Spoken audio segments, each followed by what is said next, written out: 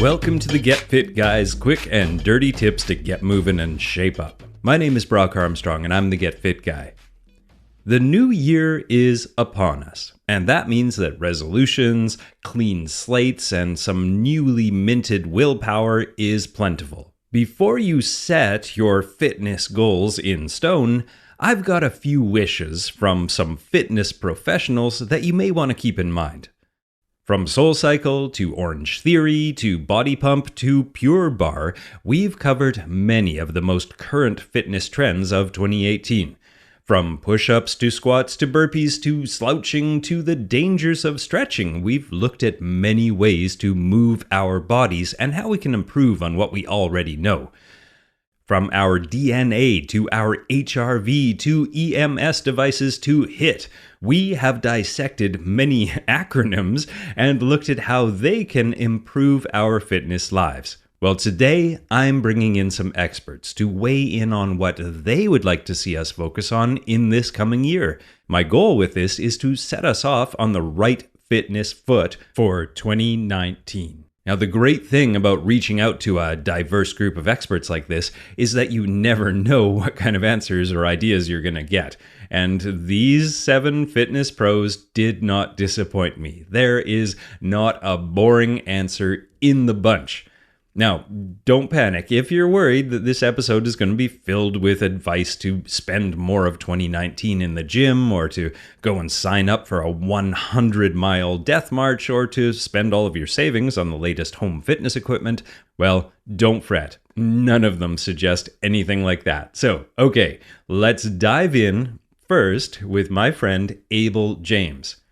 Abel James is the fat-burning man and a New York Times best-selling author, award-winning talk show host, multi-instrumentalist, and a serial entrepreneur. And you can find him at fatburningman.com or abeljames.com. All right, take it away, Abel. Happy solstice and New Year, everybody. This is Abel James, and I'm here because my good Canadian buddy Brock asked if I might want to collaborate with him on a little thing. And I said, of course, I love Canadians, and I love you too, Brock. So he asked me, what is a fitness trend you would like to see more of in 2019, as well as what is a trend you'd like to see go away? So let's start with the go away one. How's this?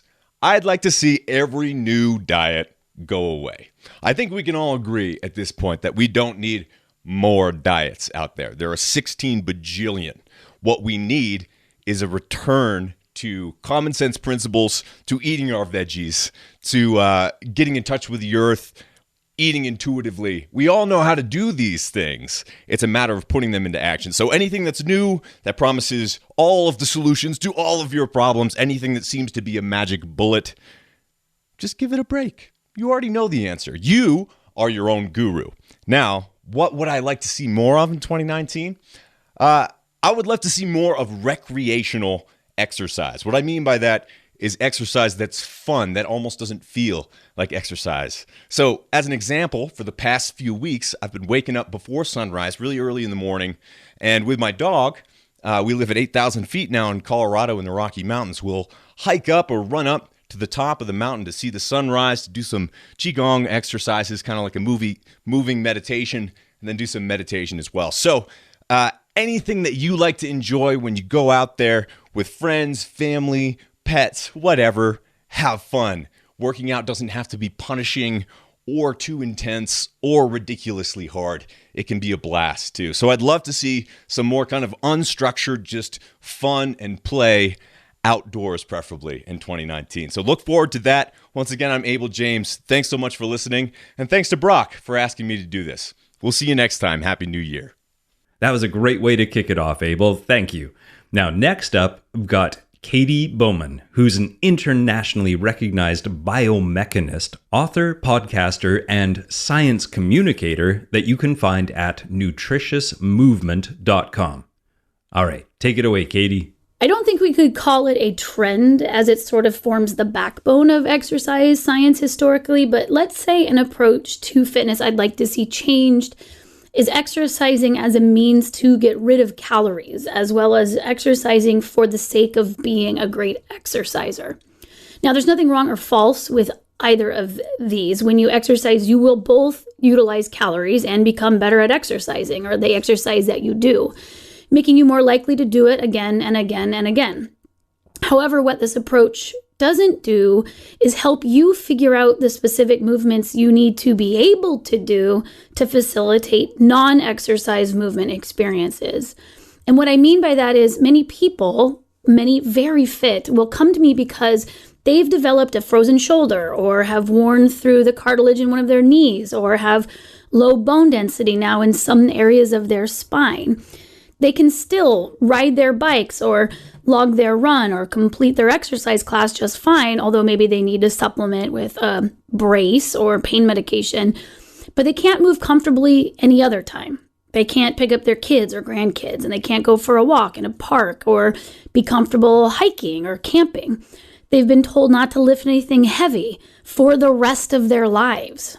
What this current reduced calorie/fitness approach to exercise has done has robbed us of a larger movement context. It's prevented us from seeing just how many types of movements there are that need to be done on a regular basis. It's kept us from recognizing that physical movement isn't only done to manage weight or become fit. Movement, well distributed over a body and over a day, versus a small handful of parts moving the small handful of minutes that is a workout, is what nourishes our body. Each part of our body needs to be nourished through movement. A collection of nourished parts is what makes a nourished whole. And what we're trying to nourish is not only our parts. We're trying to nourish the movements required for robust human experiences that occur not only during a bout of exercise, but in daily life. Instead of exercising to check it off, come up with a movement goal that's not about exercise. That includes other people or a passion of yours. Maybe it's nature or community service or the environment or your family. If we consider the law of specificity, that you're going to get better at the movements you're doing, how well are you training for the movements in life? I'd love to see this be on the intake form for all gyms and personal trainers. How can I develop a movement program for you that makes moving when you're not exercising more fulfilling? These programs would think of you as more than a collection of calories and more than a particular body composition. They would consider you as a body with an ecology, someone with many hats, many goals for your life, and many, many movements to put into your daily life that can help you fulfill your purpose. Thanks, Katie. I am a big fan of that philosophy as well. Now, keep this thing moving and roll right into my friend Tawny Prazak Gibson, who's a holistic health and endurance sport coach, a triathlete or multisport athlete, a writer, a speaker, and the host and owner of the EndurancePlanet.com podcast. Take it away, Tawny. Hi, this is Tawny Prazak Gibson from the Endurance Planet podcast, and just want to say it's an honor to be featured on Get Fit Guy. So the trend I want to focus on is high-intensity interval training, or HIIT as we're calling it. This is absolutely nothing new to the fitness world, but definitely it's blowing up right now, and it's a huge trend as we've seen in 2018 and going into 2019. And HIIT is something that I'm actually very much both for and against. So let's look at it this way. In a world that's already overloaded with stress and stuck in this chronic sympathetic fight or flight state as far as our nervous system is concerned, I think that HIIT over time may only add to problems such as burnout, hormonal and or adrenal dysfunction, or even injury and other health problems. So if you're already having issues with these kind of things, you know you're a high stress person, you run on adrenaline, and you might even know that you're having chronically elevated levels of cortisol, then HIIT training may not be the best idea for you. Even if you suspect that this is the case for you, you may want to give a second thought to the type of intensity that HIIT is going to entail and whether it's good for you. With HIIT training, form and technique also become so much more important, and often these aspects are ignored for the sake of getting the workouts done as fast as possible, especially in group environments. I've seen it happen, and it's scary. This is where we put our body at major risk for injury or other health problems. Think of it this way too. If you're someone who wants to work out quite a bit and you're just focusing on HIIT, you might be running yourself into some trouble, maybe not right away, but in the long term. With exercise, there's generally an inverse relationship between intensity and volume. The more intensity something is, the less volume there should be of it. Yet what we're seeing is these people taking on HIIT programs and smashing themselves multiple times a week without adequate recovery. And again, like I said, over time, maybe not right away, but over time, this is a recipe for disaster. So I would say HIIT alone, probably not a sustainable approach to exercise. It also lacks a bit of focus on flexibility, mobility, and really it only recognizes one heart rate zone, max. Meanwhile, if you listen to Endurance Planet, you know that I and a lot of my guests are huge proponents of a type of training called MAF training, that's MAF training, which utilizes the 180 formula, that is exercising at a heart rate of 180 minus your age, a lot lower intensity than HIIT.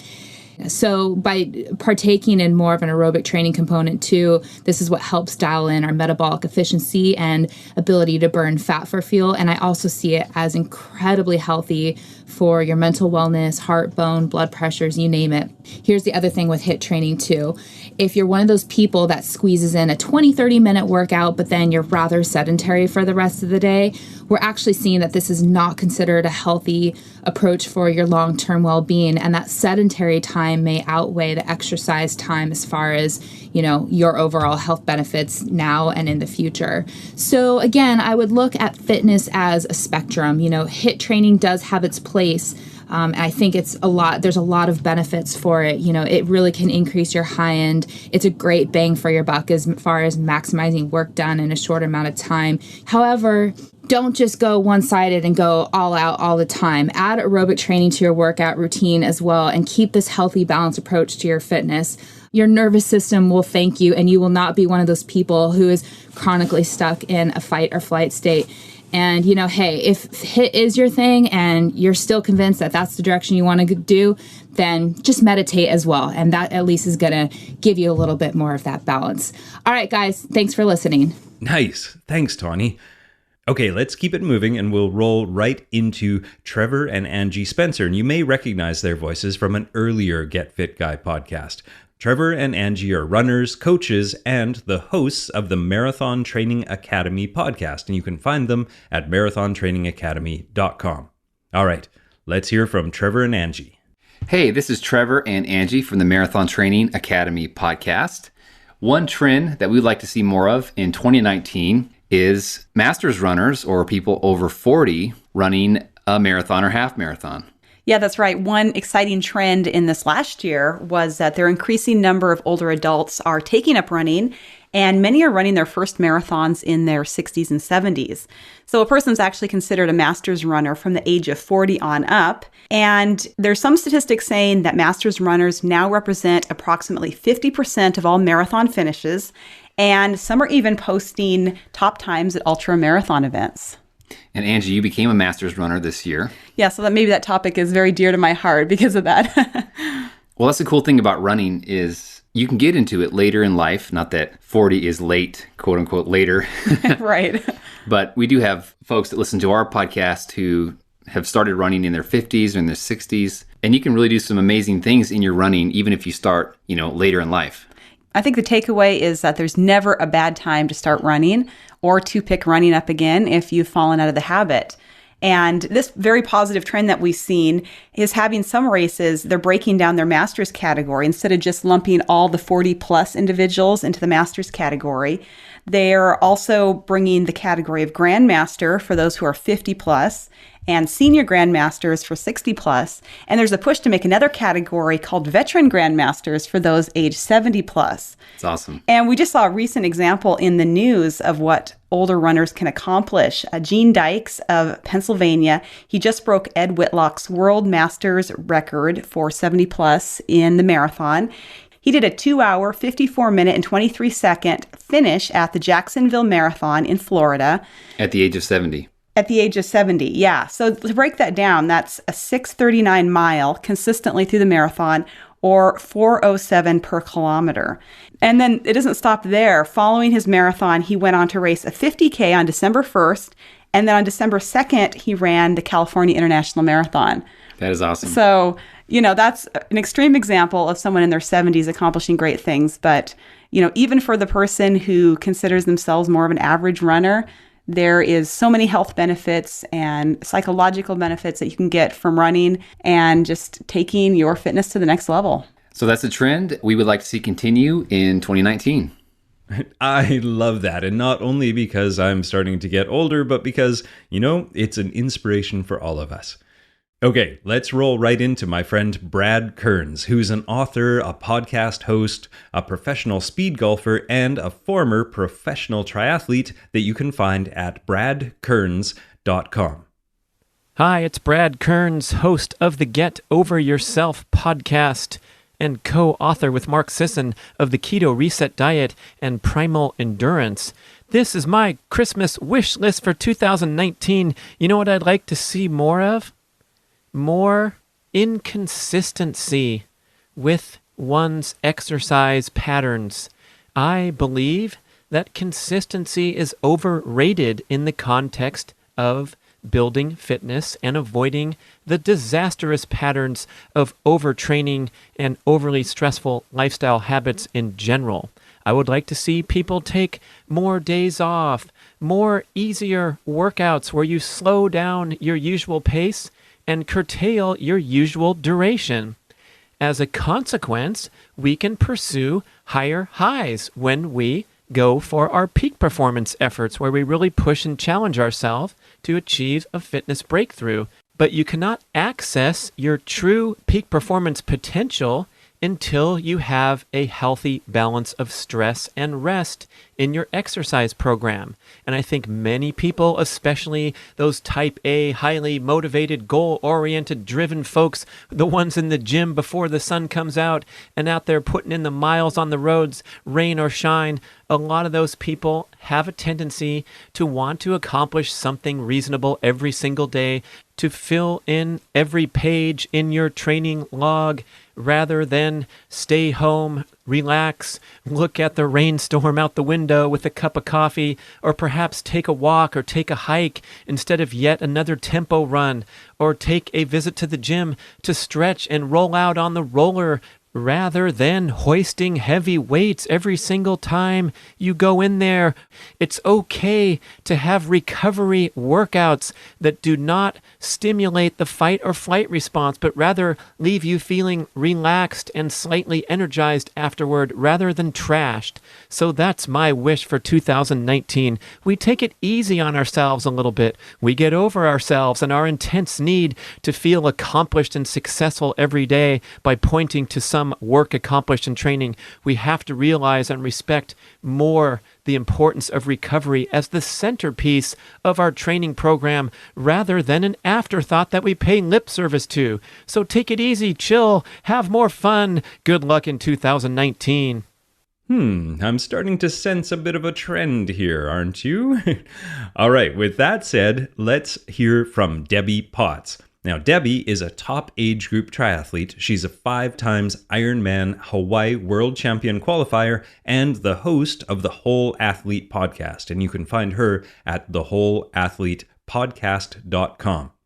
Let's hear from Debbie.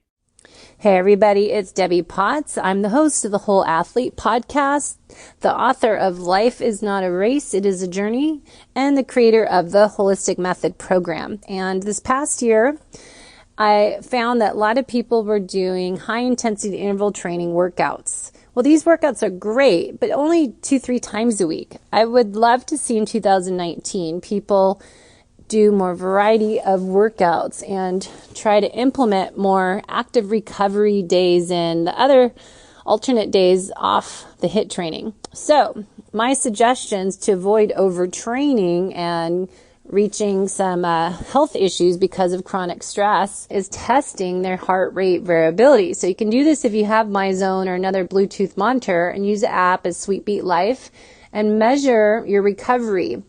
The other thing I find is kind of a trend right now is cold thermogenesis, which has been around for years, but it's becoming more popular for recovery and inflammation.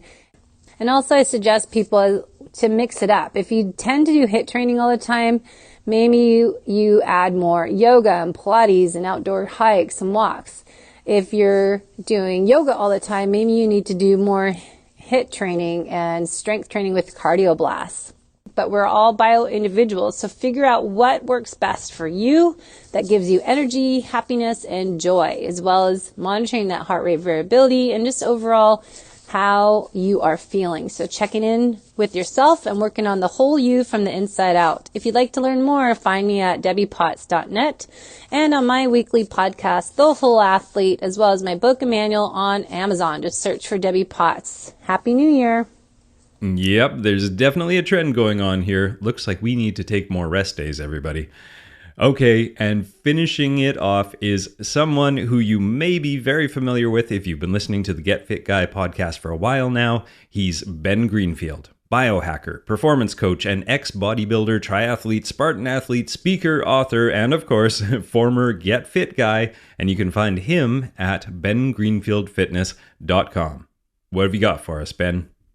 Hey, I'm Ben Greenfield from bengreenfieldfitness.com, and if there's one trend that I would love to see people continuing in 2019, it would be fasting.